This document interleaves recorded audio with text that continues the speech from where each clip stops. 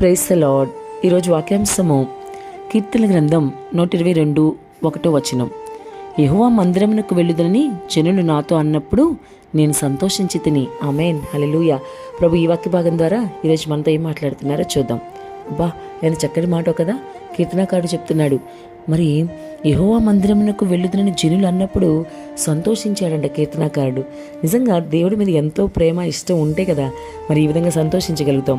దేవుని గురించి ఒక విషయం అన్నప్పుడు మనం సంతోషించగలుగుతాం, ఎందుకంటే దేవుడి మీద మనకు అంత ప్రేమ ఇష్టం ఉన్నప్పుడు. ఇక్కడ కీర్తనకారుడు కూడా అంతే, దేవుడిని ఇష్టపడుతున్నాడు కాబట్టి ఆయన వెళ్ళడం గురించి మాట్లాడట్లేదు, జనులు వెళ్తాను అన్నాడంట. అన్నప్పుడు ఈయన ఎంతో సంతోషపడిపోతున్నాడు. అంటే దేవుని మందిరానికి వెళ్ళడం ఆయనకు కూడా ఇష్టమనే కదా అర్థం. మరి వింటున్న సహోదరి సహోదరుడా, ఈరోజు నీ పరిస్థితి ఏంటి? నీవు కూడా దేవుని దగ్గరికి వెళ్ళడానికి సంతోషంగానే ఉన్నావా? లేదా జనాలు నీతో దేవుని దగ్గరికి వెళ్తాను అన్నప్పుడు నువ్వు సంతోషించే వ్యక్తిగానే ఉన్నావా? కీర్తనకారుడు మాట్లాడినట్లుగా నీవు పలుకగలుగుతున్నావా? ఆయనకున్న అనుభవం నీకుందా? అటువంటి అనుభవంలోకి నీవు నడవగలుగుతున్నావా? నీ ప్రభు దగ్గరికి నీవు మరి ఎప్పుడు బలవంతంగా వెళ్ళకూడదు, నీ ఇష్టంగా నువ్వు వెళ్ళాలి. అంతేకాదు, ఇంకా కొద్దిమందిని నువ్వు ఇష్టంగా తీసుకుని వెళ్ళాలి. మరి నీ వెళ్ళడమే కాకుండా అనేక మందిని ప్రభు యుద్ధకు నడిపిస్తే దేవుడు ఎంతగానో సంతోషిస్తాడు. అగ్ని నుండి లాగినట్లుగా కొంతమందిని లాగి ఆయనకు అప్పగించారు కదా. మరి చాలామంది విశ్వాసులకు మరి ఏ విధంగా మందిరానికి వెళ్ళినప్పుడు మరి వెళ్ళాలనే మనసు కూడా ఉండదు కొంతమందికి. కేవలం అటువంటి వారు నామమాత్రం భక్తిని మాత్రమే చేయగలుగుతారు. దేవుడు అంటే ఇష్టం, ప్రేమ ఏమి ఉండవు. వెళ్ళకపోతే ఏదో భయం వేసి ఏదో జరిగిపోద్దేమో, దేవుడు ఏదైనా అంటాడేమో, మళ్ళీ ఎందుకులే అని వెళ్ళే వాళ్ళు కూడా ఉన్నారు. అలా నువ్వు వెళ్తే నీకు ఉపయోగం ఉండదు, దేవుడికి కూడా నువ్వు ఎప్పటికీ ఇష్టడుగా ఉండలేవు. కానీ నీ ఆలోచన ఎలా ఉండాలి?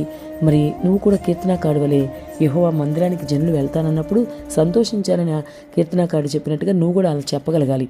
అటువంటి సంతోషం నీకు దేవునిలో ఉండగలగాలి. మరి చాలామంది క్రైస్తవులు సువార్త విని తమ స్నేహితుల ద్వారా, బంధువుల ద్వారా, మరి తెలిసిన వారి ద్వారా కూడా వింటూ ఉంటారు. మరి దేవుని మందిరానికి కూడా వెళ్తూ ఉంటారు. అలా వాళ్ళ మందిరానికి నడిపించడం ఈరోజు నీది నాది బాధ్యత.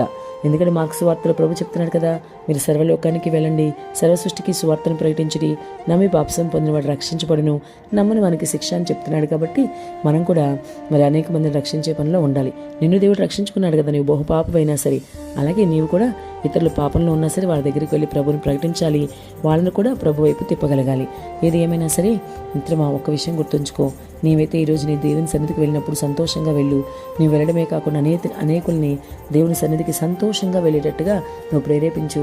అటువంటి మంచి భక్తి జీవితం, మాదిరికరమైన జీవితం, నీ ప్రభువుకి ఘనత తెచ్చే జీవితం నీవు జీవించాలని ప్రభు ఈరోజు నీ నుండి కోరుకుంటున్నాడు. కాబట్టి ఇప్పటి వరకు నువ్వు ఎలా ఉన్నా ఇక మీదట మారు. ఈ వాక్యభాగం ద్వారా ప్రభు నీతో మాట్లాడుతున్న ఈ సమయంలో నీ హృదయంలో అంతరంగంలో మార్పు తెచ్చుకుని మరి కీర్తనకారుడు నీవు కూడా జనులు యెహోవా మందిరమునకు వెళ్తాను అన్నప్పుడు సంతోషించాలి. వారు నడిపించే పనిగా ఆ వ్యక్తిగా కూడా నీవు ఉండాలి. నీ దేవుని బట్టి నీవు ఎప్పుడు సంతోషంగానే ఉండాలి సుమా.